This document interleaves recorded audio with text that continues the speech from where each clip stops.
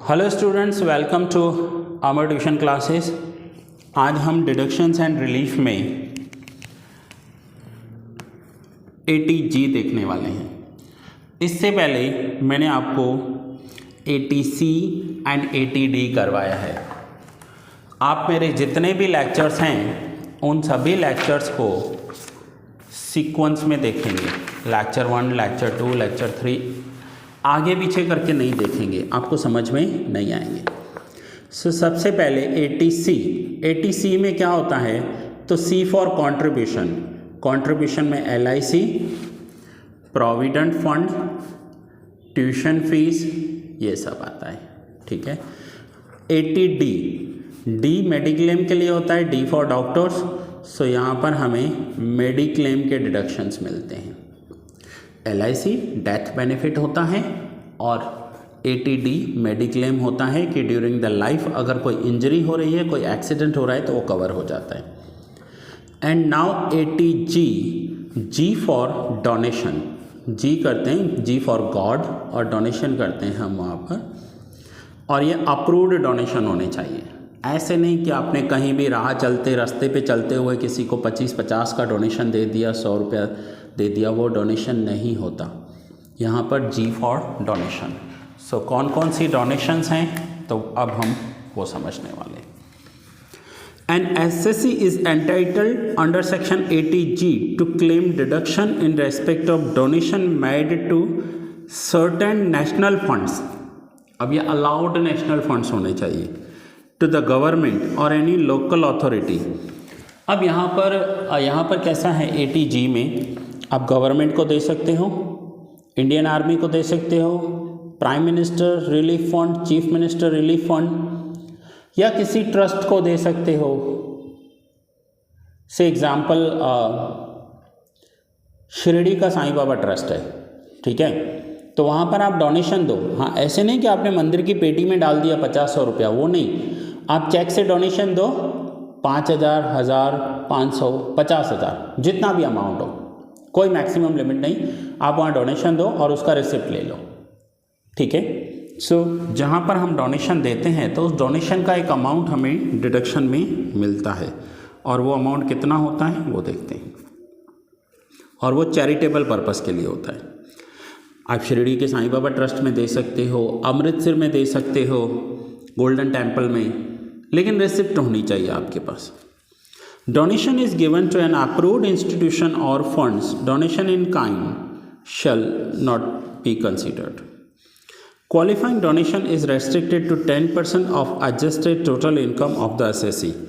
हाँ, ऐसा नहीं होगा कि कोई अपनी इनकम का पूरा 100% डोनेशन कर दे, 10% जितना कर सकता है। Total gross income minus deduction under section 80G, incomes on which income tax is not payable.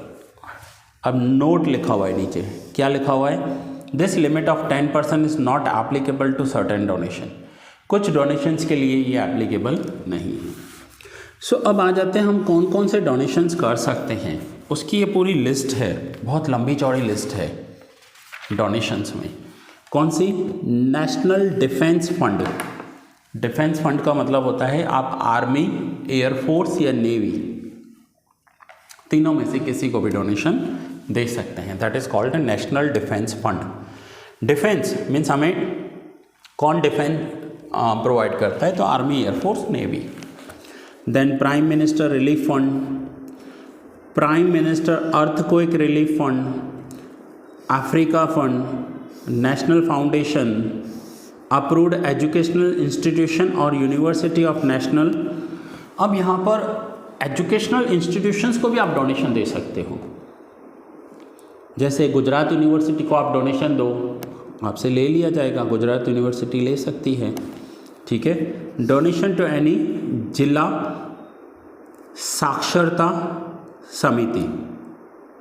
Then donation to Maharashtra chief minister, donation to the state government of Gujarat, national bonds, donation to national culture, donation to any fund set up by state government, और medical relief.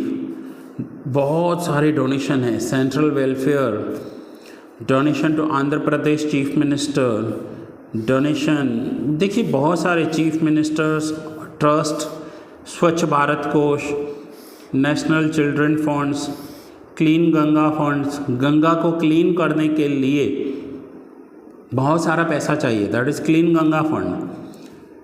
Donation to fund for technology and application setup by central government, national funds, prime minister care funds, इन सब में donation allowed है। देखिए list बहुत लंबी चौड़ी list है, मैंने कहा ना। सो यहाँ पर that is called under section 80G। आप 80G में इन सब में जो भी फंड्स दे रहे हो वो आपको डिडक्शंस में अलाउड होंगी। अब आप इसके लिए क्या करोगे, आप इसके लिए इलस्ट्रेशन 8 में आपको होमवर्क में दे रहा हूँ। होमवर्क में क्यों दे रहा हूँ, यहाँ पर आपको रीड करते जाना है, ठीक है, और उसका सॉल्यूशन आपको पीछे अलाउड है, सॉल्यूशन दिया हुआ है। सॉल्यूशन देखना है। सॉल्यूशन में अगर कोई पॉइंट नहीं दी हुई होगी तो यहाँ पर नोट लिखा हुआ होगा, इसे हम कहेंगे 80G। बट मैं वंस अगेन एग्ज़ाम के लिए बात बता दूँ, एग्ज़ाम की बात करें, ये चैप्टर है ना आपका बहुत छोटा सा चैप्टर है।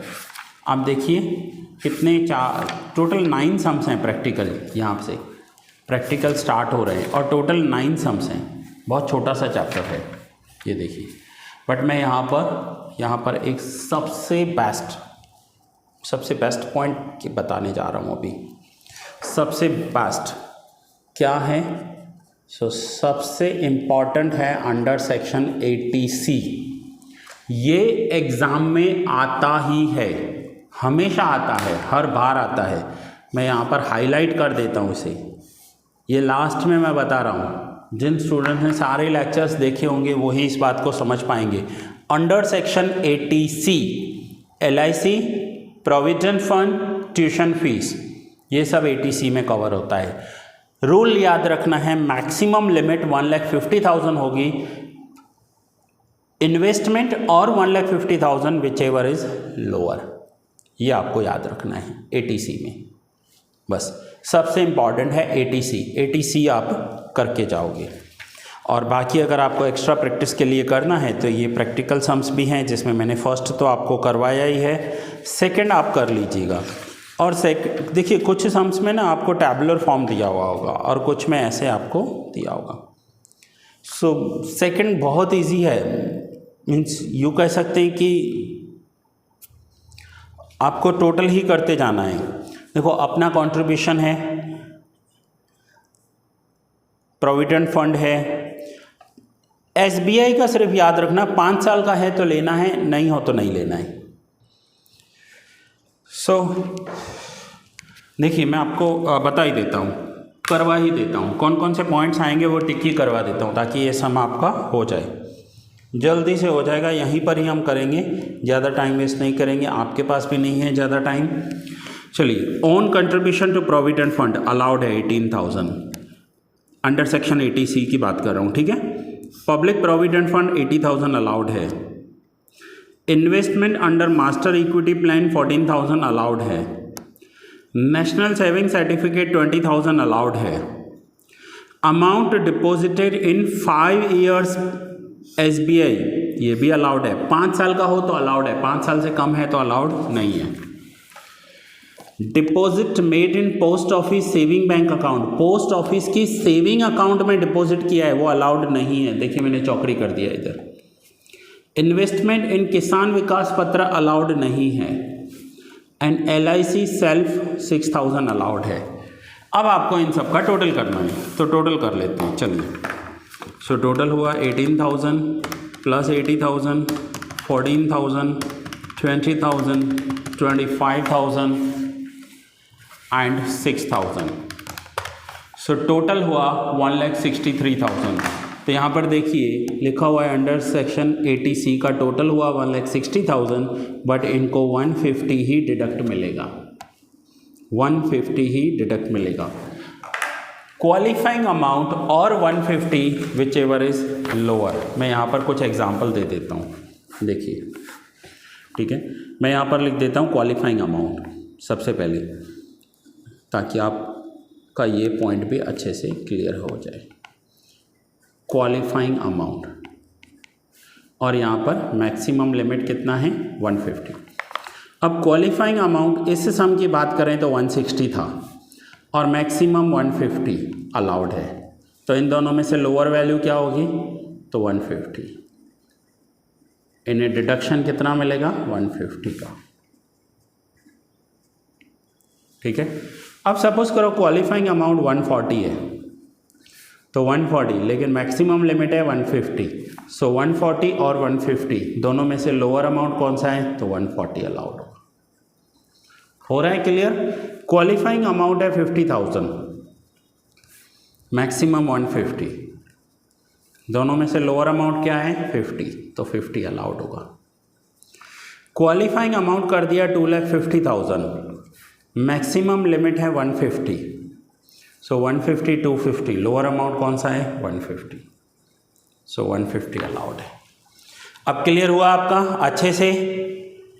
चलिए, सो अगर पॉइंट्स क्लियर हुआ है या कोई डाउट है, अगर डाउट है तो आपको पता है कि आपके पास मेरा मोबाइल नंबर है 9712342616। आप इस पर मुझे कॉल या व्हाट्सअप कर सकते हैं, ठीक है। और अगर आपका पॉइंट क्लियर हो गया है तो simply share this lecture with your friends. So that's it students, ये लेक्चर मैं यहीं पूरा करता हूँ। मिलते हैं नेक्स्ट लेक्चर में।